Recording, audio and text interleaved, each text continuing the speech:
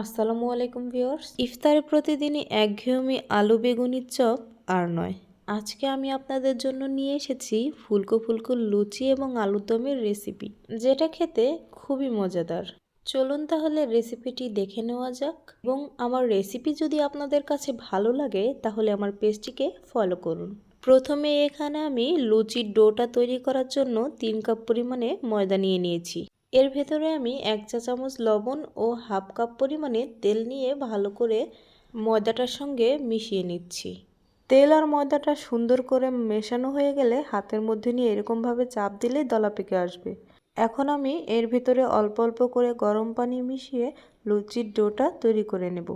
এবার আমি এটাকে এক সাইডে রেখে আলুর দম তৈরি করে নেব। আলুর দম তৈরি করার জন্য এখানে আমি একটি কড়াইতে কাপ পরিমাণ তেল দিয়ে, তেলটা গরম হলে এখানে আমি কিছু পেঁয়াজ কুচি, একটা টমেটো কুচি এবং কাঁচামরিচ দিয়ে দিলাম।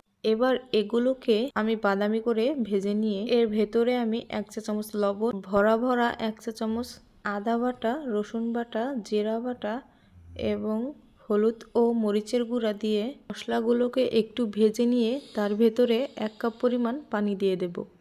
এবার এর ভেতরে আমি দিয়ে দিলাম 4-5টা এলাচ, দারচিনি এবং একটি তেজপাতা। এবার আরও কিছুক্ষণ কষিয়ে নিয়ে আগে থেকে সেদ্ধ করে রাখা আলুগুলোকে এর ভেতরে দিয়ে দেব। এখন মশলাগুলোর সাথে সুন্দরভাবে মিশিয়ে নিচ্ছি। মেশানো হয়ে গেলে এবার আমি একটি ঢাকনা দিয়ে ঢেকে দিয়েছি।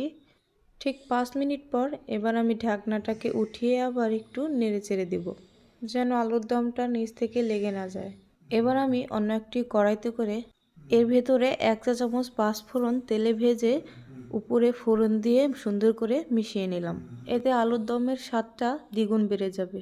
এই তো আমার আলুর দমটা প্রায় হয়ে এসেছে। এবার আমি এর ভিতরে 1 চা চামচ ধনিয়া ও জিরা গুঁড়ো মিশিয়ে নামিয়ে নেব। এখন চলে যাই পরবর্তী ধাপে। এবার আমি আগে থেকে মাখিয়ে রাখা সেই ময়দার ডোটা থেকে একটি বড় রুটি হয় এরকম একটি লেচি নিয়ে নেব। রুটিটাকে বানিয়ে নিয়ে এবার দেখাবো আসল ট্রিক্স। লুচি বানানোর জন্য আপনারা এরকম একটি প্লাস্টিকের বাটি নিয়ে এরকম ছোট ছোট করে একসাথেই একই সাইজের অনেকগুলো লুচি বানিয়ে নিতে পারবেন। এতে আপনাদের কষ্টটা অনেকটাই কমে যাবে।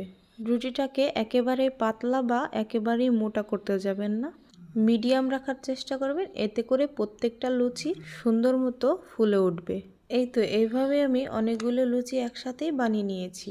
আবার আপনারা চাইলে এভাবে ছোট ছোট করেও লুচি তৈরি করে নিতে পারেন। এভাবে তৈরি করলে অনেক সময় এক একটা এক এক সাইজের হয়, তাই আমার মনে হয় আগের পদ্ধতিটাই বেস্ট। এবার আমি লুচিগুলোকে ভেজে নেব। কড়াইতে তেল দিয়ে তেলটা গরম হলে এর ভেতরে আমি একটা একটা করে লুচি দিয়ে সুন্দর করে ভেজে নেব। দেখুন আমার লুচিগুলো কতটা সুন্দর এবং পারফেক্টভাবে ফুলে উঠেছে। এখন আমি সব লুচিগুলোকে একে একে ভেজে নিয়েছি। দেখুন কত সুন্দর একটি পারফেক্ট কালার এসেছে। চাইলে আপনারাও আমার এই সহজ রেসিপিটি ফলো করে বাসায় ইফতারে এরকম ফুলকো ফুলকো লুচি বানিয়ে ফেলতে পারবেন খুব সহজেই। তাহলে আর দেরি কিসের, আজকেই বানিয়ে ফেলুন এরকম ফুলকো ফুলকো লুচি আর আলুর দম। ধন্যবাদ সকলকে এতক্ষণ আমার সাথে থাকার জন্য।